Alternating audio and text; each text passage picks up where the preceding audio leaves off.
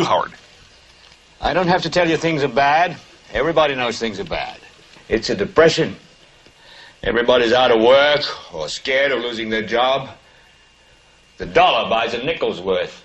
Banks are going bust. Shopkeepers keep a gun under the counter. Punks are running wild in the street, and there's nobody anywhere who seems to know what to do, and there's no end to it. We know the air is unfit to breathe, and our food is unfit to eat.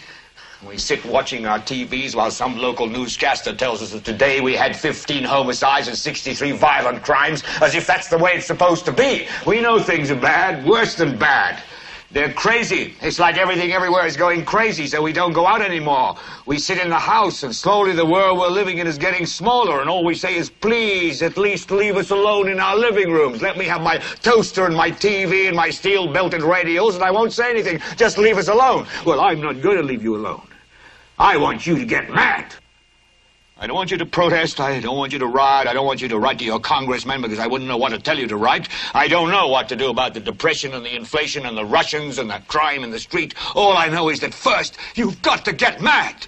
You've got to say, I'm a human being. God damn it. My life has value.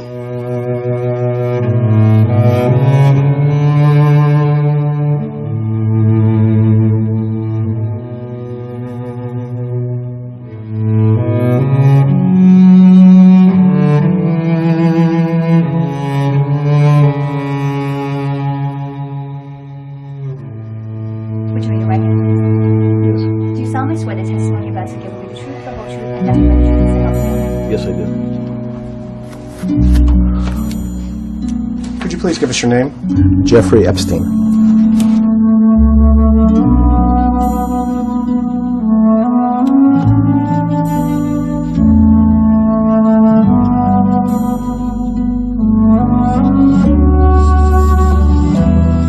Because not only are we now talking about a man who is a very wealthy American man.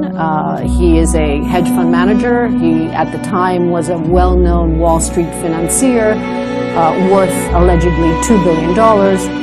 And his case, when I started to investigate, had over 24 kids that had reported to the police sexual abuse by him and by a number of procurers, none of whom have been indicted to this day. Jeffrey Epstein? Who is this? What is the Lolita Express? What is it? She's known as Jane Doe number 5. After years of silence, she's talking about the day she says Jeffrey Epstein paid her for a sensual massage. Jane says she was just a sophomore in high school.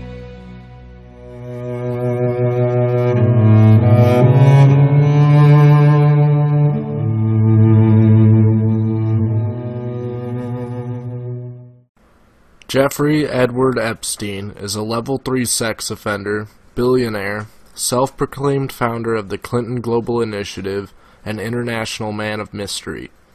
In 2008, Epstein was convicted of solicitation of an underage girl for prostitution. Since his conviction, Epstein has been identified by 30 to 40 different victims who allege that he used them as sex slaves in a global child sex trafficking network. In spite of these suits, the large body of evidence, the graphic nature of the cases, and intense public interest, however, Epstein remains largely elusive and has so far only served 13 months in prison for his actions. In addition, Epstein has never been charged with trafficking, a federal crime with a minimum sentence of 20 years. The purpose of this film is not only to shed some light on the highly enigmatic character that is Jeffrey Epstein, but also his victims, particularly Virginia Roberts. Ultimately, I would like to demonstrate that the non-prosecution agreement, which has protected Epstein and his co-conspirators for all these years, is void, and he should indeed be faced with federal charges of human trafficking. There is no federal statute of limitations for crimes involving human trafficking, in addition to his criminal activities after his arrest. It is meant as a comprehensive historical account of an otherwise greatly misunderstood series of events. In Part 1, we will examine Epstein's background, how he acquired all of his political connections and massive wealth. Part 2 will bring us to his criminal trial and conviction. In Part 3, we'll examine the cases of the many Jane Does involved in civil suits. In Part 4, we'll briefly look at the most likely co-conspirators protected from prosecution by Epstein's non-prosecution agreement. Finally, Part 5 will tell the story of Virginia Roberts, Epstein's most outspoken victim. We'll use the evidence provided in the trials, as well as court decisions, to determine the veracity of her highly controversial claims.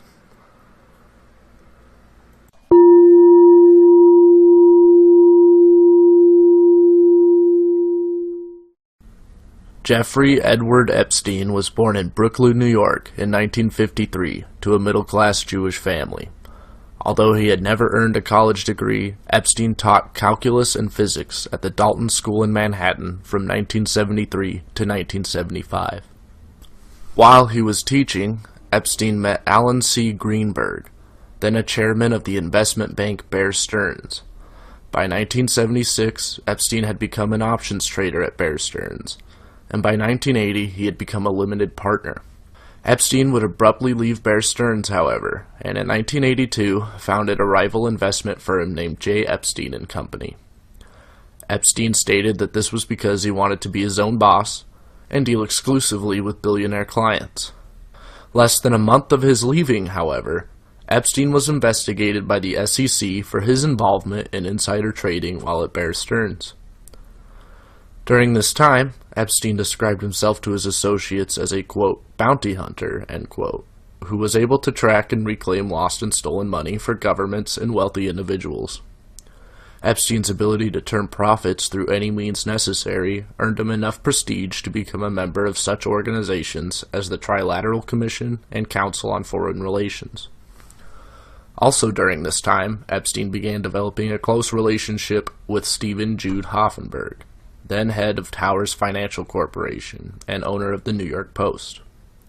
Throughout the 1980s, these men remained close friends, end quote, traveled everywhere together, end quote. Hoffenberg also involved Epstein in a number of financial activities that were later discovered to be fraudulent or outright illegal. After a number of investigations, Hoffenberg was eventually sentenced to 20 years in prison for conducting, quote, one of the largest Ponzi schemes in history, end quote. Despite implicating Epstein multiple times in the case, Epstein was never held accountable for his involvement in Towers Financial Corporation's unprecedented fraud. Epstein's ruthless activities with J. Epstein & Company continued into the 1990s. During this period, he was close with Lex Wessner, the founder of the Limited clothing stores, and was employed by the company to correct bad investments, fire employees on their behalf, and assist in the acquisition of other companies like Abercrombie & Fitch. Aside from Wexner, however, Epstein was not well received by the company.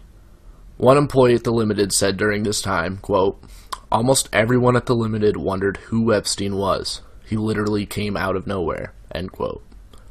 Robert Morosky, a former vice chairman of the Limited, said, quote, everyone was mystified as to what his appeal was, end quote.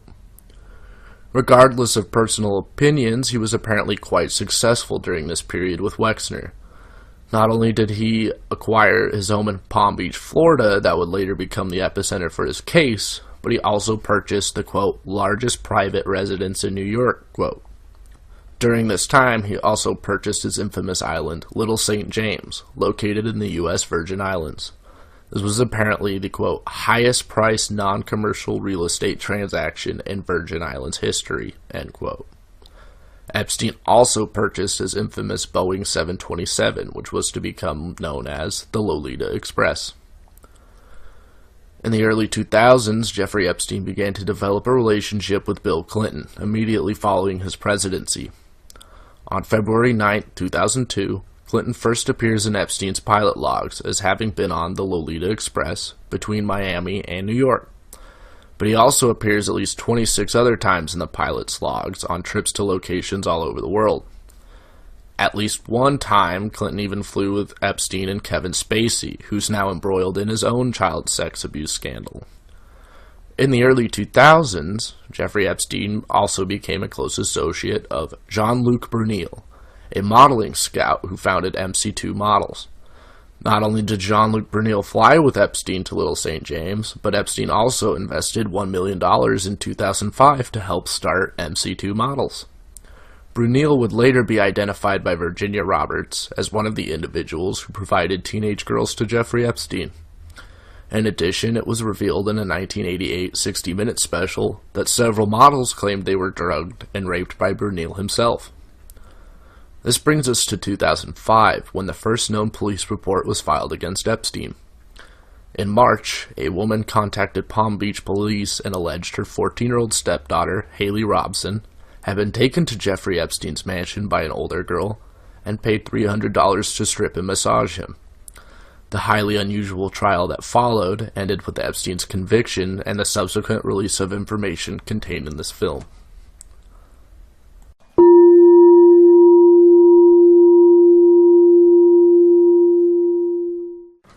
After the police report in March 2005, Haley Robson was interviewed further. Robson told police in a sworn statement that she had also taken at least 6 other girls between 14 and 16 years of age to Epstein's home for similar erotic massages. Police then interviewed 5 other victims who made claims of similar sexual abuse at Epstein's mansion. Investigators began expanding their questioning to Epstein's employees and found that 2 stated young-looking girls showed up to perform massages 2 or 3 times a day when Epstein was in town. Another employee was told to send a dozen roses to one teenage girl after a high school drama performance. Epstein had also arranged for hundreds, if not thousands of dollars, rental cars, and more to be given to various girls. Police also searched Epstein's home, in which they found many photos of naked, young-looking girls and an assortment of hidden cameras. The search and subsequent surveillance of Epstein included undercover officers and was over 11 months long. The evidence was quickly mounting against Jeffrey Epstein, but Epstein's longtime friend and Harvard law professor Alan Dershowitz was quick to discredit the victims. In 2006, he submitted research to investigators which claimed the victims had issues with drugs or alcohol and thus weren't reliable. Within weeks, 2 victims claimed to have been harassed or threatened. Soon after, lead investigators on the case stopped attending meetings with the prosecution. By April 2006, prosecutors had been told that the Florida State Attorney's Office was considering a plea deal for Epstein, in spite of the prosecutor's disapproval. On May 1st, however, the Palm Beach Police Department requested warrants for the arrest of Epstein on charges of 4 counts of unlawful sexual activity with a minor. Police also asked to charge Sarah Kellen, Epstein's assistant. Some department officials even wanted to arrest Haley Robson for her involvement. Feeling they had more than enough evidence to convict Epstein, the Palm Beach police chief told the state attorney's office he would dismiss himself if they did not follow through. In the months that followed, Florida prosecutors began to work out a non-prosecution agreement with Epstein in secret.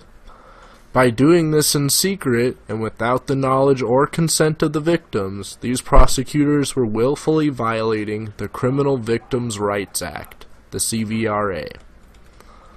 This deal effectively limited Epstein's sentence to 1 state charge of prostitution, rather than the federal crime of trafficking.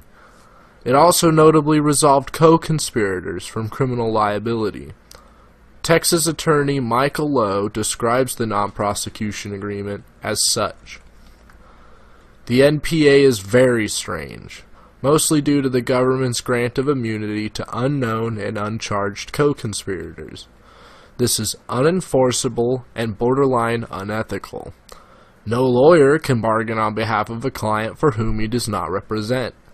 That's what was done here. What if one of the alleged co-conspirators wanted to have their day in court? It seems unlikely, but every person charged has that right. Also, what if the government were to violate the NPA and prosecute one of the co-conspirators? Epstein couldn't seek to undo the NPA because he lacks the standing to do so. An NPA like this is simply not done and is unheard of in federal and state criminal law circles. This bizarre non-prosecution agreement would become a critical part of the civil lawsuits which followed. As if to further hinder themselves and frustrate the police, the prosecution also opted for a grand jury hearing instead of going directly to a trial jury. Paradoxically, the prosecution said that this was because their own case was weak. Palm Beach Police Chief Michael Rader told prosecutors that this was, quote, highly unusual, end quote, and asked them to remove himself from the case. By August 2006, the grand jury returned only a single charge of felony solicitation of prostitution, to which he pleaded not guilty. In a strange tie-in to the Swiss leaks and HSBC banking scandal, Jeffrey Epstein was discovered to have connected with several of his multi-million-dollar Swiss bank accounts during this exact period. In July of 2006, he also donated $25,000 to the Clinton Foundation. By September 2007, Epstein had formally signed an NPA. Finally, in June 2008, Epstein pled guilty to the single prostitution charge and was sentenced to 18 months in prison, for which he served only 13. He was not sent to a state prison, but rather was, quote, segregated in a vacant wing of the county stockade, end quote. In addition, quote, Epstein was let out on work release 6 days a week for up to 16 hours a day, end quote. During his year-long house arrest, Epstein flew around the country on his private jets to conduct business, with approval from the court and his probation officer. He also went to Home Depot and Sports Authority for large periods of time, all approved by his probation officer. Ex-U.S. Attorney Alexander Acosta stated, Epstein appears to have received highly unusual treatment while in jail. Although the terms of confinement in a state prison are a matter appropriately left to the state of Florida and not federal authorities, without doubt, the treatment that he received while in state custody undermined the purpose of a jail sentence.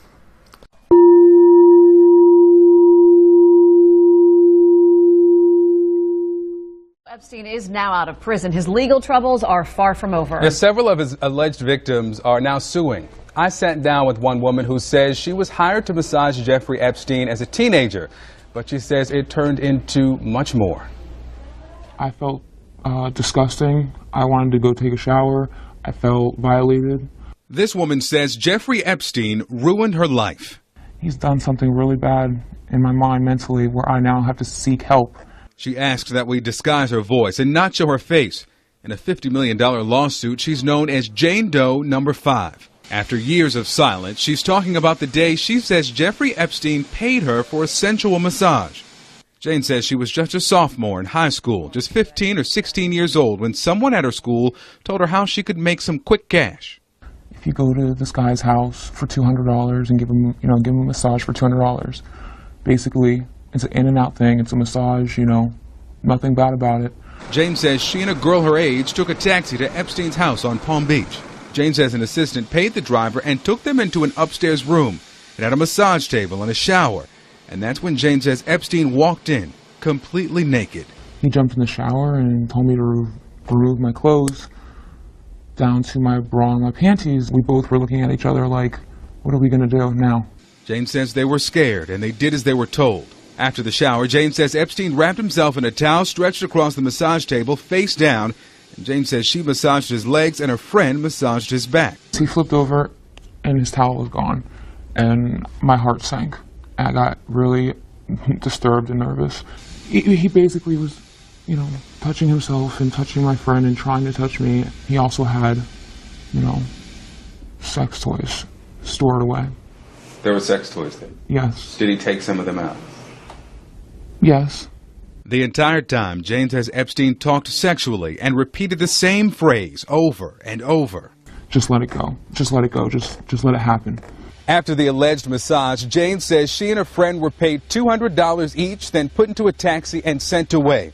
She says for months, Epstein's assistant tried to get her to come back and service Epstein again, but she says she would either refuse or just ignore the call. Now, 22 years old, Jane says she's relying on therapy and her family to heal after what she calls the worst day of her life. Now, we have tried several times to get a comment from Epstein's attorney, Robert Critton. Our calls have not been returned. Even during Jeffrey Epstein's criminal trial, victims were beginning to file lawsuits against him in civil court. Most significantly, some of these incidents would take place after the signing of Epstein's non-prosecution agreement, which would thus void its terms.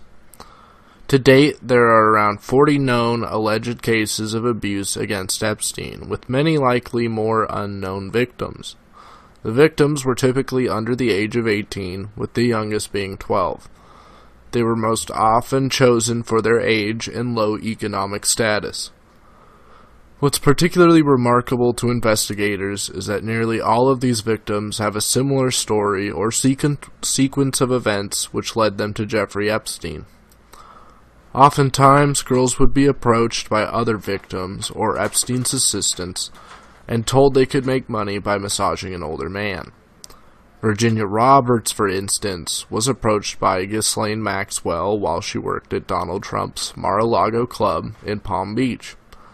If they agreed, then transportation would be arranged to Epstein's Palm Beach mansion. Once at the mansion, Epstein's assistants, either Ghislaine Maxwell or Sarah Kellen, would then take down the girls' contact information. The girls would then be led upstairs to a massaging room to meet Epstein. As they traveled up the stairs, victims would see nude and sexually graphic photographs of other young girls. The existence of this photo collection would later be corroborated by investigators from the Palm Beach Police Department. Jane Doe No. 102's attorneys also stated such a collection could be found in all 6 of Epstein's homes, as well as his personal computers. Victims and members of the Palm Beach Police Department observed that Epstein had hidden cameras placed throughout his home. Other than their obvious use to create and distribute child pornography, another crime, victims like Virginia Roberts have suggested they were also used to blackmail Epstein's associates. This will be elaborated on later. Once the victim had been brought to the massage room, she would then be greeted by Epstein and oftentimes another girl. Epstein and the other female would then direct the victim through massaging Epstein and removing their clothes. After removing their clothes, victims would be sexually assaulted by Jeffrey Epstein. Victims would then be paid hundreds to thousands of dollars. Following the assault, both immediately after and then for periods of months to years, Epstein would then coerce the girl into continuing their services as a prostitute. He would request the victim quit their job and offer to hire them as a massage therapist. In at least one case, the victim's father was aware of Epstein's request to have her at the home, but allowed it under the pretense that Ghislaine Maxwell was teaching his daughter massage therapy. Once employed, Epstein would take the girls on trips to his mansion and destinations around the world. In most instances, these underage employees would then be continuously abused several times a day. To make matters even more grim, and more of a federal crime, mind you, the Jane Does also revealed that Epstein abused minors from all over the world, not just girls he took from Palm Beach. In one case, Epstein had 3 12-year-old girls from France delivered to him by a friend. After being sexually assaulted, the girls were flown back to France the next day. Further still, Jeffrey Epstein would then let his friends and associates sexually assault these employees as well. Another significance to these lawsuits is that at least some indicate Epstein's trafficking activities continued even after he signed his non-prosecution agreement, voiding it even further. The case of Jane Doe 43 versus Epstein contains this noteworthy statement. Remarkably, however, as this case will highlight, Defendant Epstein and his co-defendants, including the other defendants named herein, did not abandon their sex trafficking enterprise even while they were under state and federal investigation for crimes committed in violation of U.S. Section 1591, among other laws, and even as defendants and their attorneys were busy arguing Epstein's innocence and publicly defaming his victims as liars. Rather, defendants merely changed their style. Instead of targeting local Palm Beach, Florida high school girls, the defendants transported young females from other places in the U.S. and abroad and brought them to defendant Epstein's mansion in New York and his private island in the Virgin Islands. The dockets for these cases are available to the public, and many of these court documents can be found on Document Cloud, the Internet Archive, the Pizzagate Wiki, or have been backed up on the blockchain through Steemit.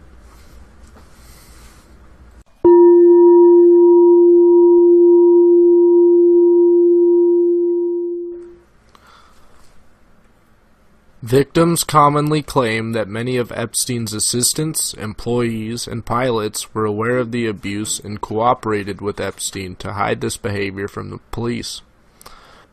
These would become known as the unidentified co-conspirators, who were inexplicably given special protections under Epstein's NPA. After examining the countless cases against Epstein, however, it is possible to determine at least some of these co-conspirators. First and foremost is Ghislaine Maxwell, Jeffrey Epstein's one-time lover, best friend, and personal assistant for decades. Publicly, Maxwell is a famous British socialite who founded the environmental group the Terramar Project. She has had many notable and close friendships with such figures as Prince Andrew and Bill Clinton. Ghislaine Maxwell was also an associate of Donald Trump and was seen with him on numerous occasions, including this 1997 photo of the two in New York. As we have seen from victim statements, Maxwell also used Trump's Mar-a-Lago resort as a location to target young girls. What Ghislaine Maxwell doesn't want the world to know, however, is that according to statements made by at least 6 Jane Does, she was critical to their recruitment and continued abuse. In some cases, Maxwell even participated in the sexual abuse by coercing the young girls to continue when they were unsure or simply couldn't any longer. According to a statement by Jane Doe 43, defendant Maxwell was for decades the highest-ranking employee of the defendant's sex trafficking enterprise. She herself recruited young females, oversaw and trained other recruiters on how best to recruit girls for sex, developed and executed schemes designed to recruit young females, and ensured that all participants of the defendant's sex trafficking scheme acted in certain specific ways in order to advance the purposes of the scheme and conceal it from law enforcement. Sarah Kellen, now Sarah Kensington, was the personal assistant to Jeffrey Epstein for several years, alongside Ghislaine Maxwell. Most notable about Sarah Kellen's involvement in these crimes is that she, not Ghislaine Maxwell, was directly named by the Palm Beach Police Department in their 2006 probable cause affidavit during this criminal trial. This makes her easily one of the most conspicuous of the unidentified co-conspirators, protected by Epstein's NPA. At least 6 different victims reported that Sarah Kellen was not so much involved in the direct coercion or abuse of the victims, but rather served a logistical role by recording each victim's contact information and arranging their transportation. Some girls described Sarah, not Ghislaine, as the person who led them up to Epstein's massage room. Even if she did not partake directly in the abuse, however, her knowledge of the situation and continued assistance would still make her guilty of both federal and international human trafficking. Today, Kellen has changed her name to Sarah Kensington and founded SLK Designs, a design firm headquartered in a building owned by Jeffrey Epstein's brother. She has never spoken out about Epstein's abuses, but did plead the fifth when questioned about her involvement during Epstein's criminal trial. Nadia Marcinkova was a Yugoslavian model that Epstein acquired from an early age to help recruit and manage other younger girls. One victim told Palm Beach police that Nadia Marcinkova had actually been purchased from her parents when she was 15. One victim also quoted Epstein as saying Marcinkova was his, quote, sex slave, end quote. Nadia is also unique in that several victims claim she directly participated in their sexual assaults. Epstein would watch as Nadia and the victims performed all kinds of sexual behaviors until he inevitably would join in. The accounts of this abuse are among the most graphic of all the abuses recorded by the victims. Those curious enough can easily find the sordid details, but the accounts themselves are significant in that at least one 16-year-old victim claims to have been raped by Epstein during the encounter with Nadia. Rape would be a separate criminal charge in addition to solicitation of prostitution and trafficking. Nadia Marcinkova was another individual alongside Sarah Kellen who pled the fifth when questioned by police in 2006. Today, Nadia Marcinkova is a licensed Gulfstream pilot for the same model in which she flew with Epstein countless times. She apparently acquired these skills from Epstein's pilots, who would occasionally allow her to fly the craft. Marcinkova is also the CEO of Avaloop, a website selling discounted flying lessons and other deals related to aviation. Avaloop is headquartered in the same building as SLK Designs, which again was owned by Epstein's brother.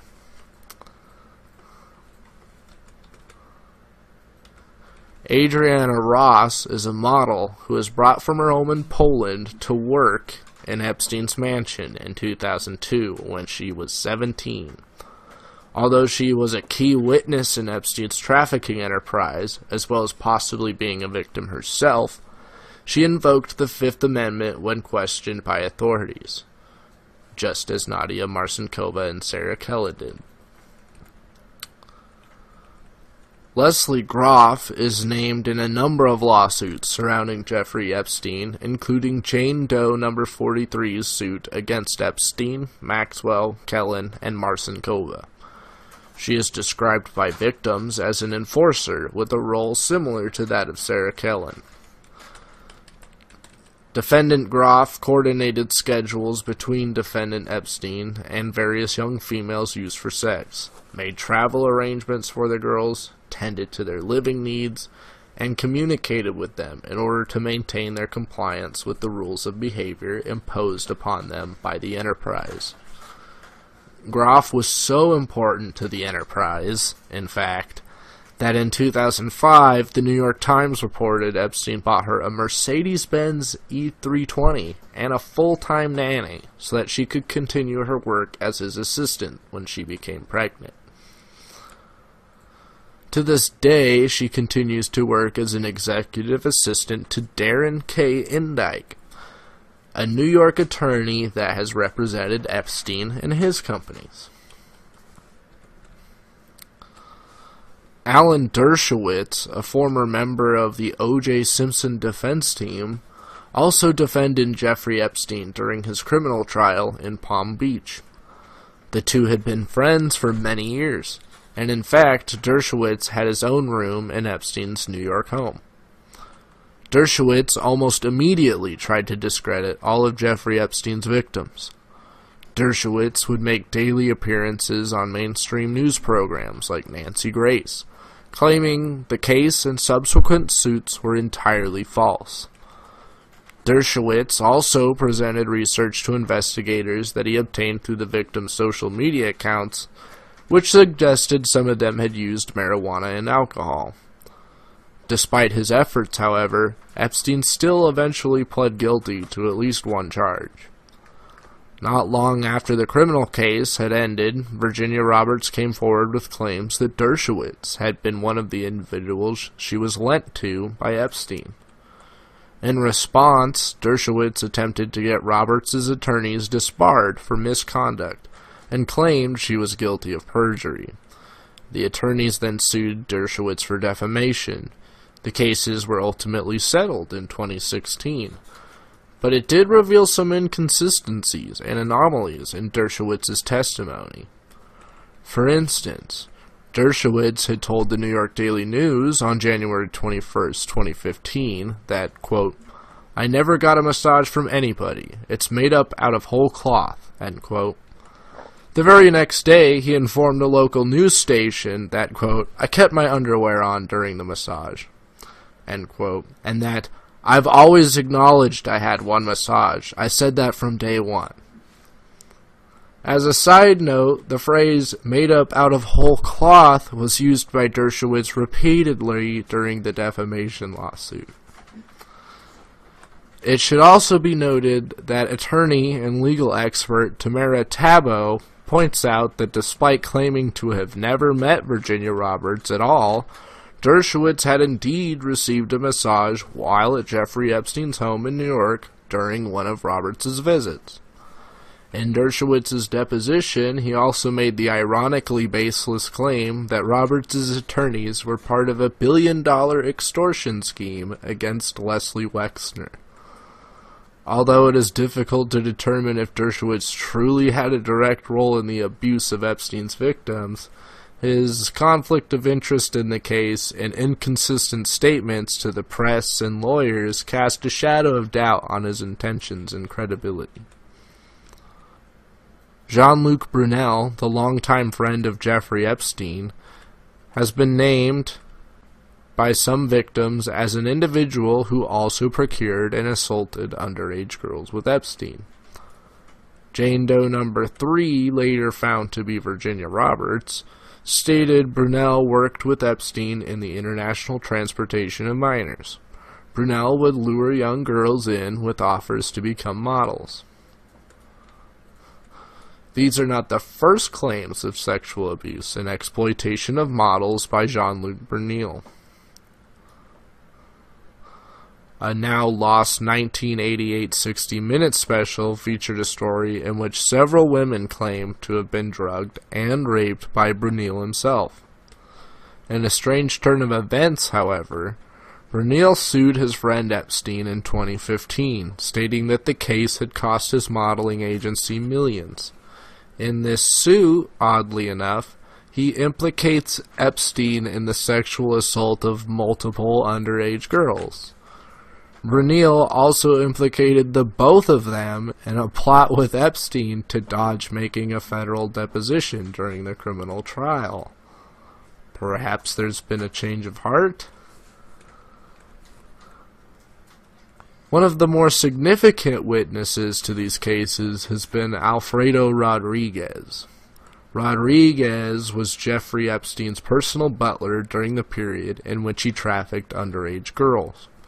He is most famous for being the author of The Little Black Book, a list of Epstein's personal contacts which included annotations on which ones were involved in his erotic massage racket.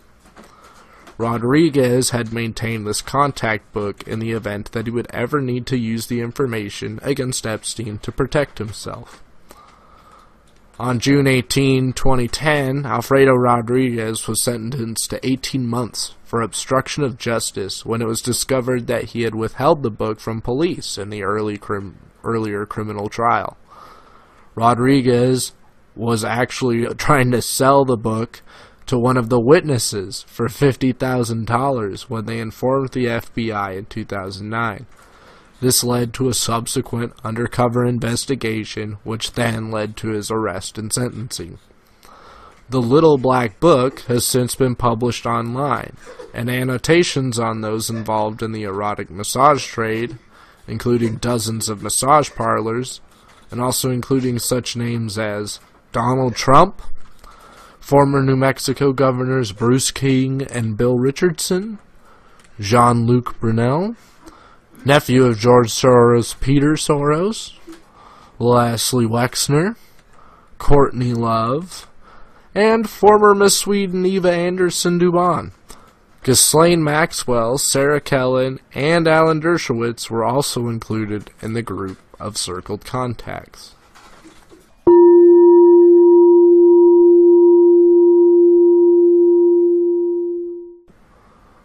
Although far from the only victim of Jeffrey Epstein, Virginia Roberts has remained the most vocal and descriptive witness known to the public. Virginia Roberts was born in 1984 and met Jeffrey Epstein in 1989 when she was just 15. At the time, she was a changing room assistant at Mar-a-Lago, a country club owned by Donald Trump, in Palm Beach, Florida, and met Epstein's assistant, Ghislaine Maxwell. After expressing a desire to become a masseuse, Maxwell brought Roberts to Epstein's home, where she gave him a massage that, quote, turned into a sexual encounter, end quote.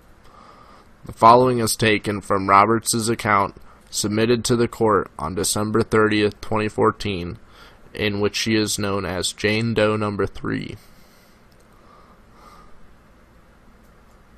When Jane Doe No. 3 began giving Epstein a massage, Epstein and Maxwell turned it into a sexual encounter, as they had done with many other victims.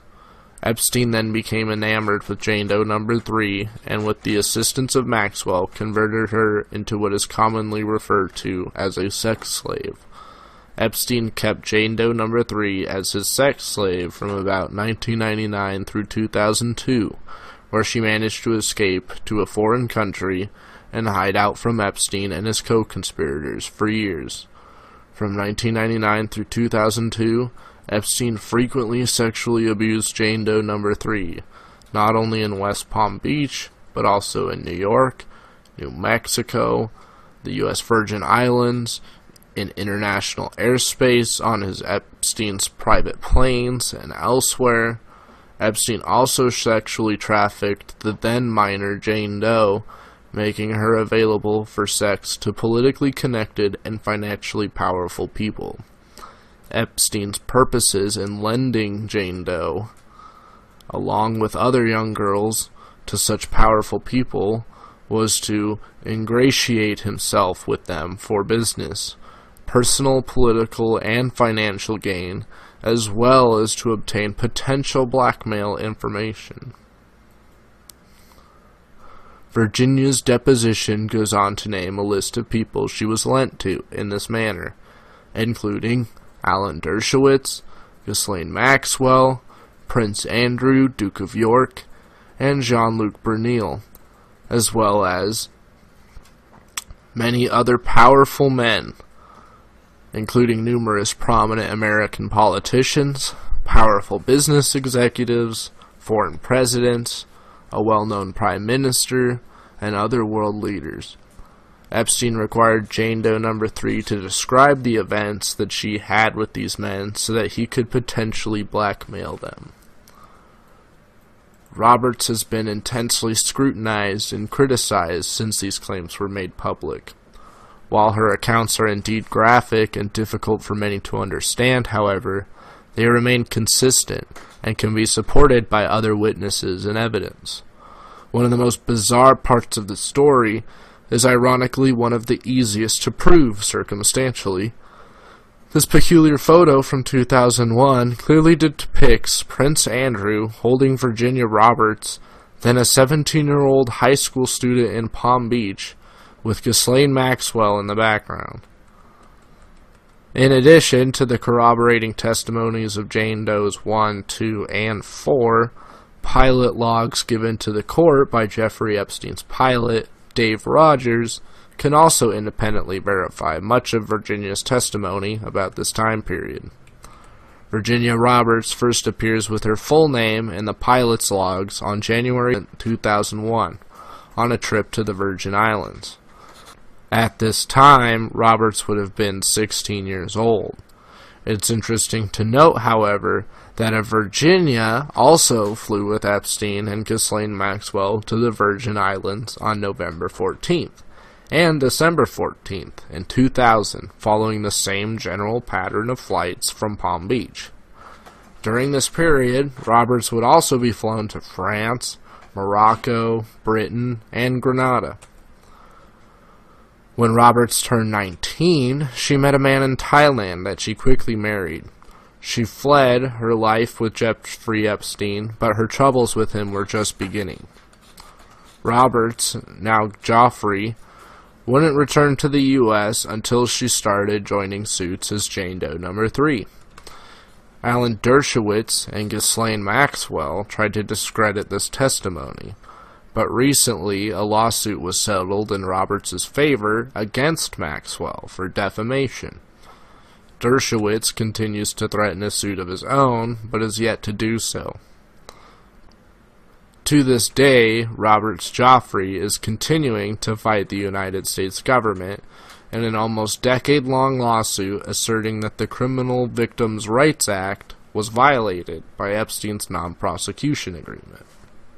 I hope this film provided some helpful or at least new information to you, but the truth is, the real story of Jeffrey Epstein is still yet to be told. Until he sees a day in criminal court faced with charges of trafficking, we may never know the full story. His wealth has made him nearly invincible for decades, but the times are changing.